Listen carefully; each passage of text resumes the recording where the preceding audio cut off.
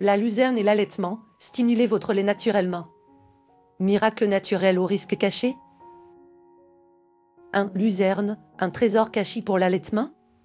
Imaginez un complément alimentaire si puissant, utilisé depuis des siècles, qui serait capable d'améliorer la production de lait maternel.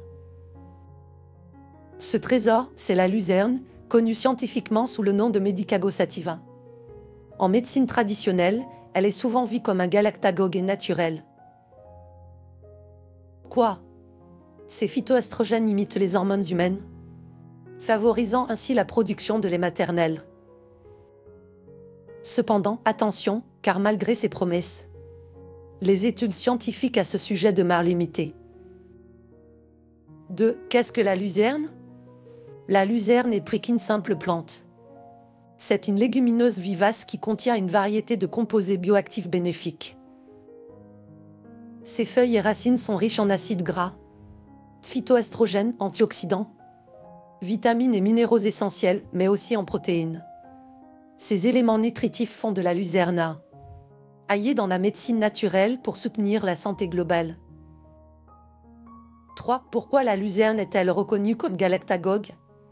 Depuis longtemps, la luzerne est utilisée par les mères pour augmenter leur production de lait.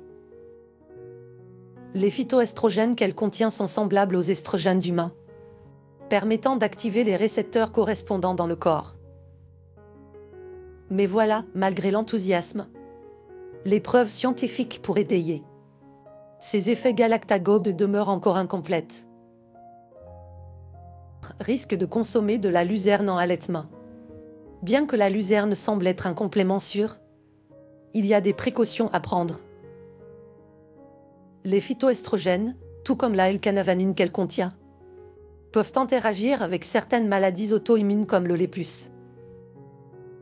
De plus, certaines mères peuvent ressentir des effets secondaires tels que des troubles digestifs. Pourquoi il est indispensable de consulter un professionnel avant de commencer un régime avec ce complément? 5 alternatives naturelles pour stimuler le lait maternel. Si la luzerne ne vous convient pas, d'autres méthodes naturelles existent pour stimuler la lactation. Une bonne alimentation, une hydratation adéquate et une stimulation régulière par l'allaitement ou l'usage d'un tire-lait sont des techniques efficaces et naturelles. Ces pratiques renforcent la production de lait tout en maintenant l'équilibre santé de la mère. 6. Comment utiliser la luzerne en toute sécurité? Si vous envisagez d'utiliser la luzerne, consultez un professionnel de santé. La plante peut être intégrée sous forme de germons, de graines dans vos repas comme les salades ou souks. Elle peut aussi être consommée sous forme de thé ou capsules, mais toujours en respectant les doses recommandées par le fabricant.